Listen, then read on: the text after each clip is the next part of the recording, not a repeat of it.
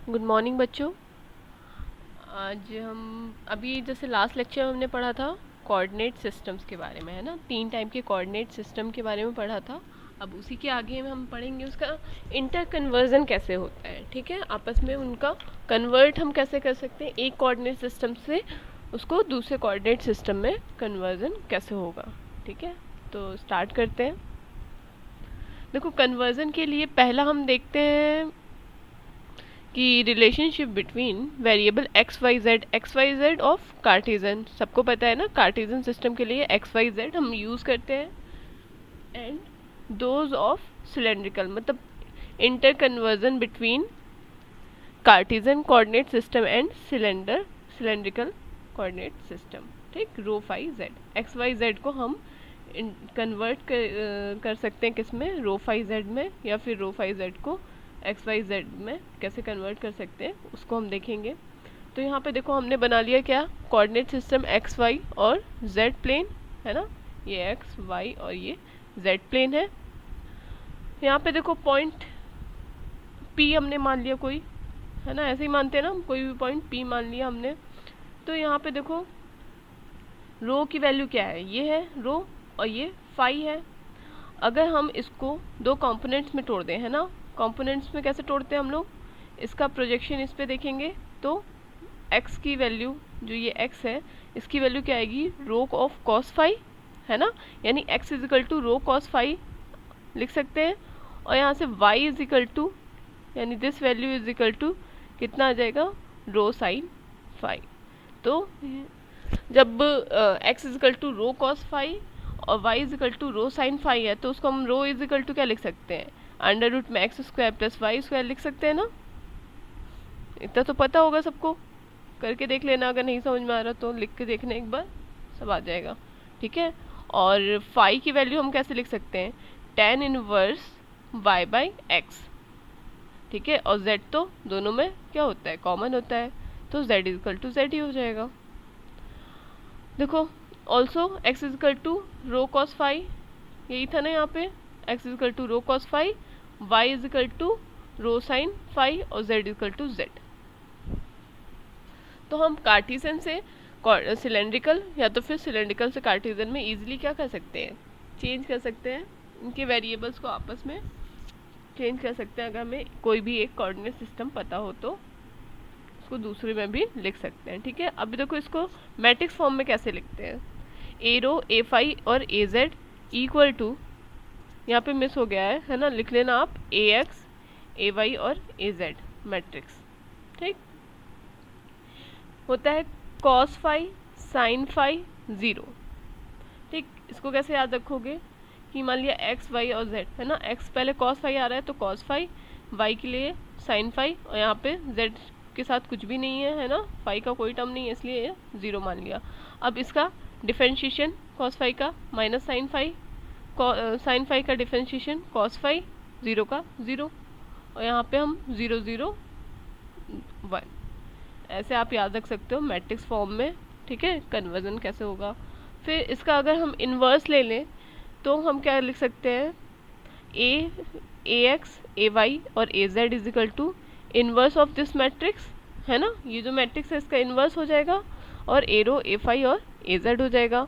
आप इसका डिटर्मिनेंट अगर निकालोगे ना तो वैल्यू 1 आएगी। ठीक है, निकाल के देख लेना, डिटर्मिनेंट सबको आता होगा, कॉस फाई और ये मल्टीप्लाई करोगे कॉस फाई माइनस ज़ीरो, इसी तरह माइनस साइन फाई कितना हो जाएगा, माइनस साइन फाई ज़ीरो, और फिर ज़ीरो का ज़ीरो हो जाएगा। आप करोगे तो डिटर्मिनेंट 1 आ जाएगा। ठीक है, इसीलिए यहाँ पे इसका ट्रांसपोज ही हमारा क्या हो जाता है, इसके इन्वर्स के इक्वल आ जाएगा। तो आपको याद रखने में भी इजी है कि ए x A Y A Z, अगर आपने एक मैट्रिक्स कोई भी याद रख ली है ना, तो दूसरी आपको याद आएगी कि इसका ट्रांसपोज होगा, ट्रांसपोज मैट्रिक्स के साथ मल्टीप्लिकेशन।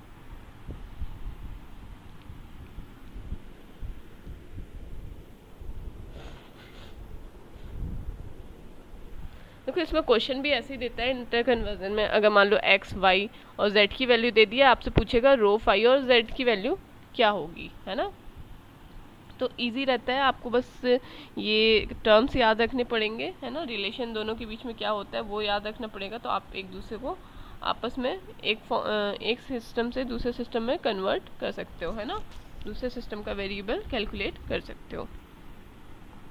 अब देखो हम देखेंगे relationship between space variable X Y Z in Cartesian system and cylindric spherical system coordinate system. यानी कि हम अब चेंज कर रहे हैं किसका, कार्टेशियन का स्फेरिकल या स्फेरिकल का कोऑर्डिनेट सिस्टम में कैसे करते हैं वो देखना है।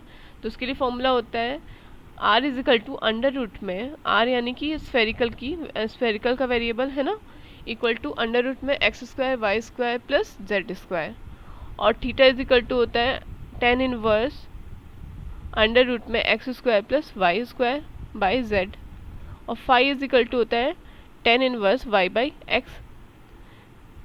इसी तरह यहाँ पे या तो हम लिख सकते हैं x is equal to r sine phi cos phi, y is equal to r sine phi theta sine theta, और z is equal to r cos theta. तो ये सारे वेरिएबल्स आपको याद रखने पड़ेंगे, ठीक है, कैसे हो रहे हैं।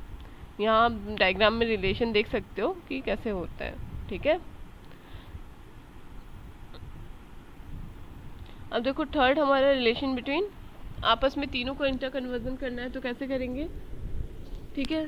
तो यहाँ पे देखो मैट्रिक्स फॉर्म में हमने बस लिखा है उसको कि जो हमारा रेक्टेंगुलर या कार्टेशियन कोऑर्डिनेट सिस्टम है उसको हम स्फेरिकल कोऑर्डिनेट सिस्टम में कैसे लिख सकते हैं उसको हम मैट्रिक्स फॉर्म में लिखा है, ठीक है। तो मैट्रिक्स फॉर्म के लिए साइन देखो a r a theta a phi equal to matrix में देखो यहाँ पे क्या था, साइन थीटा कॉस फाई, तो पहला term sine theta cos phi, second term y is equal to sine theta sine phi, यहाँ पे साइन थीटा साइन फाई, और यहाँ पे कॉस थीटा। तो पहला वाला आपको याद रह जाएगा, है ना, पहला वाला तो आपको अगर ये याद है तो आप मैट्रिक्स फॉर्म में लिख सकते हो उसको। सेकेंड वाले में देखो यहाँ पे फाई वाले टर्म को कांस्टेंट रखा है ना, और थीटा वाले टर्म को डिफरेंशिएट किया, यानी कि साइन थीटा का cos theta cos phi, sine theta का differentiation cos theta sine phi, और यहाँ पे कॉस फाई का कोई टर्म नहीं है इसीलिए कॉस थीटा का differentiation minus of sine theta. अब देखो हमने थीटा वाला टर्म डिफरेंशिएट कर लिया, हम फाई वाला टर्म डिफरेंशिएट करेंगे तो क्या आएगा, कॉस फाई का माइनस ऑफ साइन फाई, और थीटा वाला कोई टर्म नहीं लिखेंगे, ठीक है, बस डिफरेंशिएशन करना है फाई वाले टर्म का। तो साइन फाई का कॉस फाई, और यहाँ पे फाई का कोई टर्म नहीं इसलिए ज़ीरो, और ये ए x A Y A Z. अब इसका भी आप अगर डिटर्मिनेंट निकालोगे वो वैल्यू भी 1 आती है, ठीक है, कैलकुलेट करके देख लेना, ये आपके लिए एज अ होमवर्क है ना, करके ज़रूर देखना आप लोग, तो आपको क्लियर रहेगी सारी चीज़ें। तो अगर आप इसका इन्वर्स लेंगे तो क्या आएगा, इसका ट्रांसपोज के इक्वल आ जाएगा, आप वही लिख दोगे। तो आप इसमें भी कोई भी एक याद रख लोगे तो आपको दूसरा मैट्रिक्स कन्वर्जन याद हो जाएगा, ठीक है। अब देखो कुछ न्यूमेरिकल देख लेते हैं जो भी हमने अभी तक पढ़ा है उस पर, ठीक है। तो ये भी हम नेक्स्ट लेक्चर में देखते हैं। ओके, थैंक यू इस लेक्चर के लिए, ठीक है। बाकी आपको कोई डाउट हो तो आप पूछ सकते हो, मुझे व्हाट्सएप पे पूछ लो या तो फिर कमेंट सेक्शन में कमेंट करके पूछ लेना।